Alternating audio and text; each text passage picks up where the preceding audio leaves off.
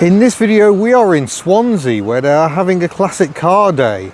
So something a bit different to normal classic car events. Normally you have to specifically go to an event. In this case it's like the classic cars have come to the people. So people who wouldn't ordinarily get to go to shows get to see some lovely old cars. We've got a display here. There's more going off down that way. So we'll go and have a look at what's arrived. So straight away I'm unsurprised to see an MGB, but it is quite a nice and quite a rare colour. Looks very nice. Like our photo album probably been through a thorough restoration. Is that blaze orange? No, I think that's more like red actually. It's very, very, very nice. Toyota Hilux here, getting the attention of family hub nut. Got some interesting door cards going on, and just generally a reminder of how rare the Hilux has become. MGF here, a little Fiesta Mark III.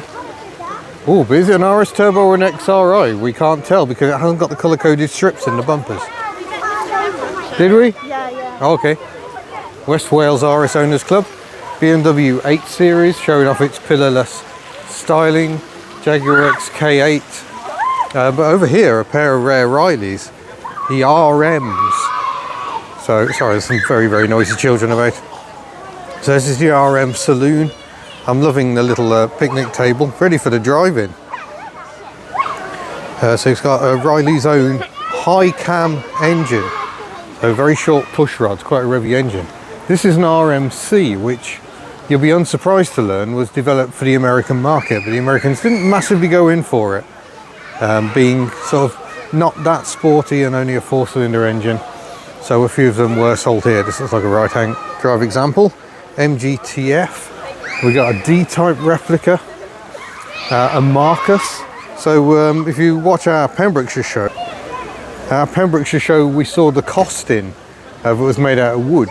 But Frank Costin worked with Jem Marsh to create Marcus, and these cars were built for many years. This looks like a 1990s example. They actually came out in the 60s. There was a hiatus at one point, and then the company came back later on. I think Jem Marsh had a couple of goes at owning Marcus. E-Type Jaguar, it's a Series 1, and I think, yeah, it's a 2+2, so the longer wheelbase. For years they were deeply unfashionable and therefore surprisingly affordable. Let's continue with a Mercedes-Benz R129 SL, lovely cars, giving us a headlamp wiper moment. Jolly good. It's also got a pop-up roll bar.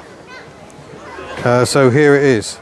How it's affected with your windshield on it, I don't know, but that pops up in less than a second if it detects the car is falling over. Lovely cars to drive. It's an SL500, so it's got the 5-litre V8. We've got a C-type replica over there, something a bit different. Lancia Delta, HF Integrale. It's the correct left-hand drive, looks like a proper rally machine, that one.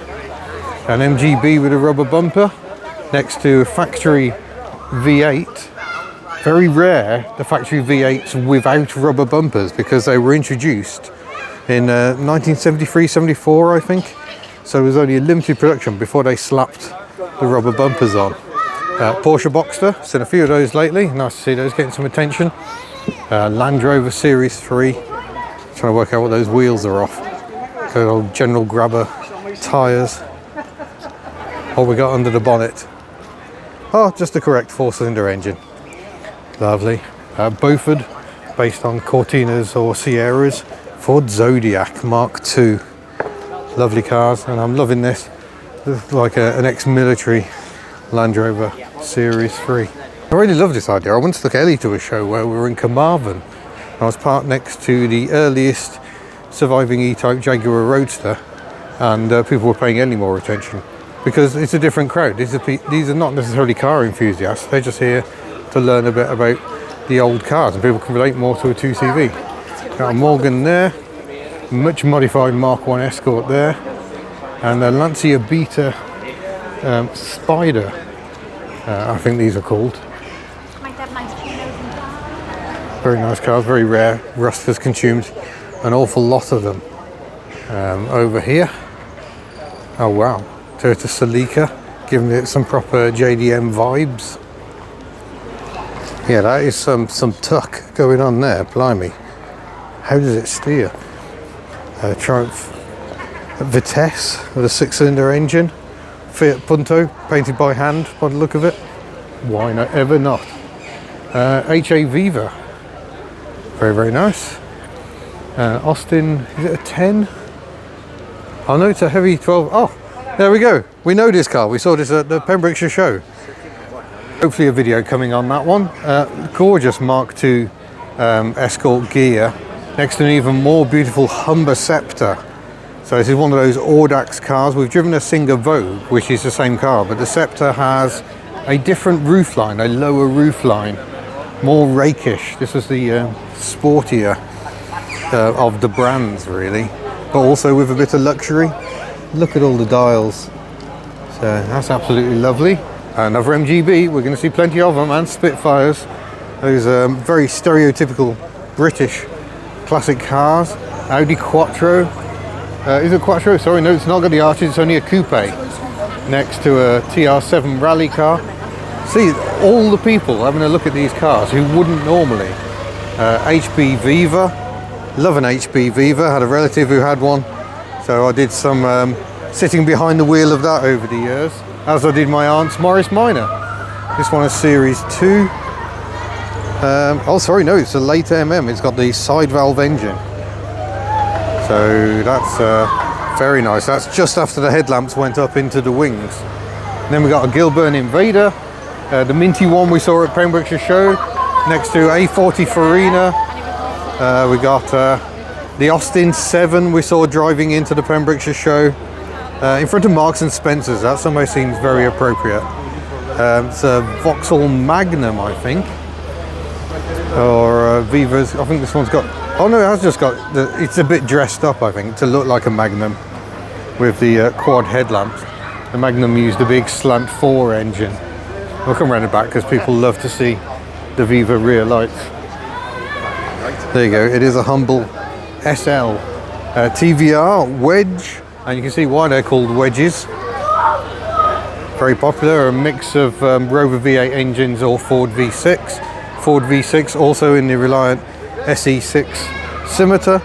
Morris Minor 1000 convertible, and another Vauxhall over here. What we got? Let's go and have a look. It's got the quad lamps again, but I think it is just another HC Viva.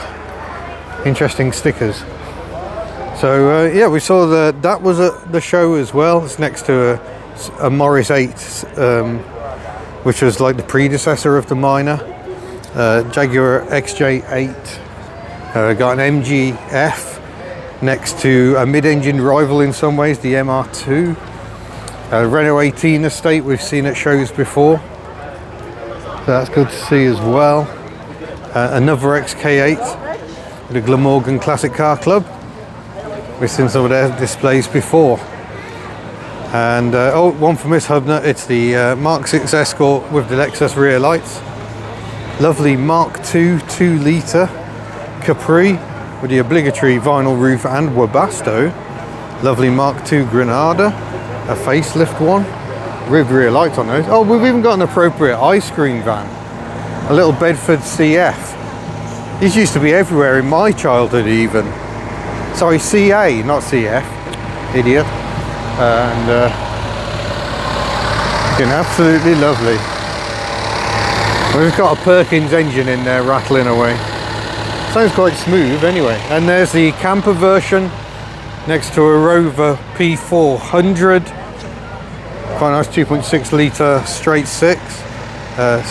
Lotus Esprit, giving us a pantograph wiper moment. Nice. Volvo 240, giving us a headlamp wiper moment. Mini hub nut filming away. Triumph TR2. So this is the earlier, what they call the bomb hole grille of the TR2. Nice to see one. We usually see TR3As. It's got the engine, but some say it was derived from the Massey Ferguson engine, the tractor engine. I think they have similar starting points, but I don't think they're too similar in actual effect. A Reliant Scimitar SS1. Final design by Giovanni Michelotti. The headlamps don't pop up, they lie flat like a Porsche 928. Mercedes-Benz R107. Ford Escort XR3i. Another Cobra replica. Another XR3i, a Ural motorbike from Russia, a flat twin engine. We've seen a little Mini before, I think, as well.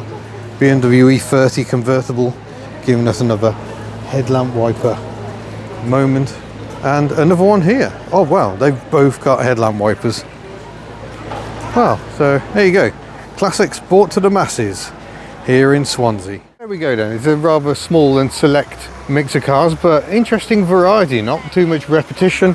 That is always good. And it's so wonderful to see people. The owner of this, Riley, has had people sitting in it. He's been showing them the engine. That's just lovely. If you're not familiar with old cars and you see some somewhere, always ask the owner first. And generally, a lot of them will be happy for you to open doors and have a look, but you always ask permission first. But yeah, really nice. A bit of a different day out, and it's always so lovely to see people who wouldn't necessarily be about old cars getting interested in old cars for the day. So thank you very much for watching.